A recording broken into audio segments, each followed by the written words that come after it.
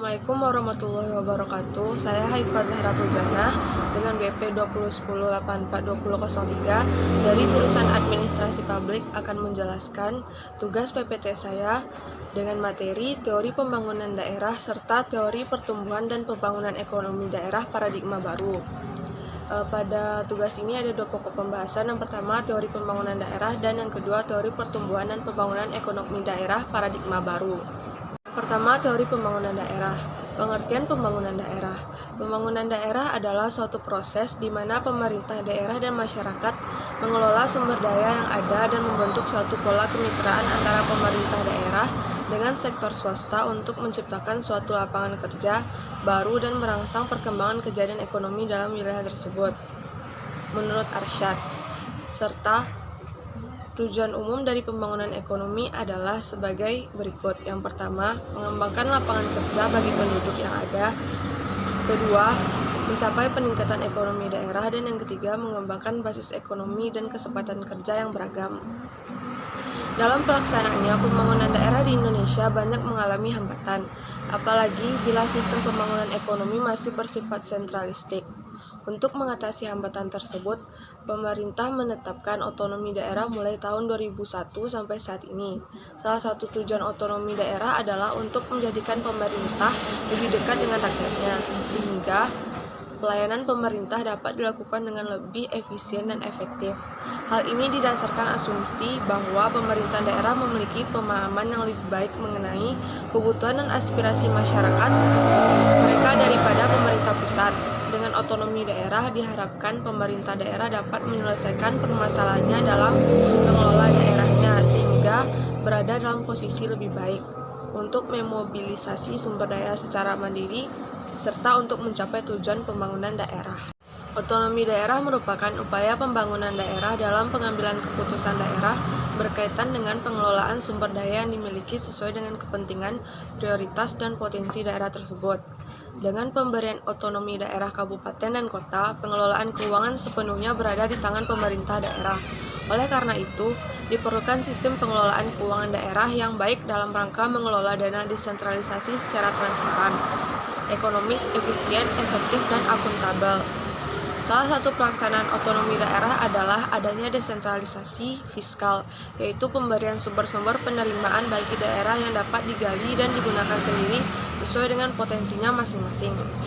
Dalam pelaksanaannya, pembangunan ekonomi daerah perlu adanya strategi pengembangan ekonomi daerah yang baik dan terarah agar mencapai tujuan dan sasaran yang diinginkan.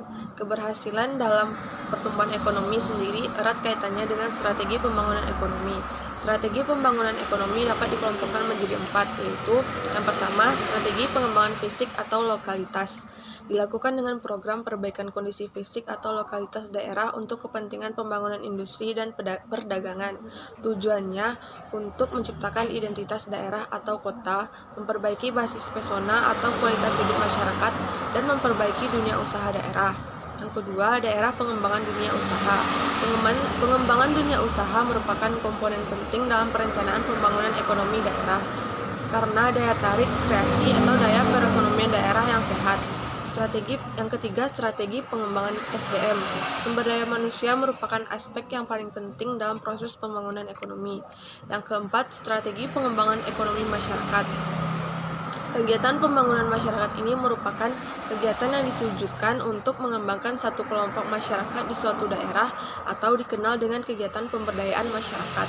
Tujuan kegiatan ini adalah untuk menciptakan manfaat sosial, misalnya untuk menciptakan proyek-proyek padat karya untuk memenuhi kebutuhan hidup atau memperoleh keuntungan dari usahanya. Yang kedua yaitu teori pertumbuhan dan pembangunan ekonomi paradigma baru. Pengertian pembangunan ekonomi daerah. Pembangunan ekonomi daerah adalah suatu proses di mana pemerintah daerah dan masyarakatnya mengelola sumber-sumber daya yang ada dan membentuk suatu pola kemitraan antara pemerintah daerah dengan sektor swasta untuk menciptakan suatu lapangan kerja baru dan merangsang perkembangan kegiatan ekonomi dalam wilayah tersebut. Masalah pokok dalam pembangunan daerah adalah terletak pada penekanan terhadap kebijakan-kebijakan pembangunan yang didasarkan pada kekhasan daerah yang bersangkutan. Dengan menggunakan potensi sumber daya manusia, kelembagaan, dan sumber daya fisik secara lokal, orientasi ini mengarahkan kita pemerintah kepada pengambilan inisiatif yang berasal dari daerah tersebut dalam proses pembangunan untuk menciptakan kesepakatan kerja baru dan merangsang peningkatan kegiatan ekonomi. Pembangunan ekonomi daerah adalah suatu proses, yaitu proses yang mencakup pembentukan institusi-institusi baru, pembangunan industri-industri alternatif, perbaikan keasitas tenaga kerja yang ada untuk menghasilkan produk dan jasa yang lebih baik, identifikasi pasar-pasar baru, alih ilmu pengetahuan dan pengembangan perusahaan-perusahaan baru. Setiap upaya pembangunan ekonomi daerah mempunyai tujuan utama untuk meningkatkan jumlah dan jenis peluang kerja untuk masyarakat daerah.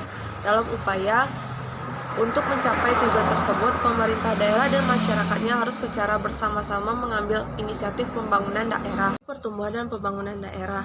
Saat ini tidak ada satu teori pun yang mampu untuk menjelaskan pembangunan ekonomi daerah secara komprehensif. Namun demikian, ada beberapa teori secara parsial yang dapat membantu kita untuk memahami arti penting pembangunan ekonomi daerah. Pada hakikatnya, inti dari teori-teori tersebut berkisar pada dua hal, yaitu pembahasan yang berkisar tentang metode dalam menganalisis perekonomian suatu daerah, dan teori-teori yang membahas tentang faktor-faktor yang menentukan pertumbuhan ekonomi suatu daerah tertentu. Pengembangan metode yang menganalisis perekonomian suatu daerah penting sekali kegunaannya untuk mengumpulkan data tentang perekonomian daerah yang bersangkutan serta proses pertumbuhannya, yang kemudian dapat dipakai sebagai pedoman untuk menentukan tindakan-tindakan apa yang harus diambil untuk mempercepat laju pertumbuhan yang ada. Namun di pihak lain harus diakui, menganalisis perekonomian suatu daerah sangat sulit karena alasannya pertama, data tentang daerah sangat terbatas terutama kalau daerah dibedakan.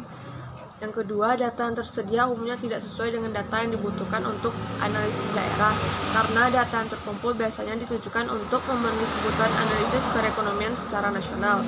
Yang ketiga, data tentang perekonomian daerah sangat sukar dikumpulkan, sebab perekonomian daerah lebih terbuka dibandingkan dengan perekonomian nasional. Hal tersebut menyebabkan data tentang aliran-aliran yang masuk dan keluar dari suatu daerah sukar diperoleh. Yang keempat, bagi NSB, di samping kekurangan data sebagai kenyataan yang umum, data yang ada yang terbatas itu pun banyak sulit untuk dipercaya, sehingga menimbulkan kesulitan untuk melakukan analisis yang memadai tentang keadaan perekonomian suatu daerah.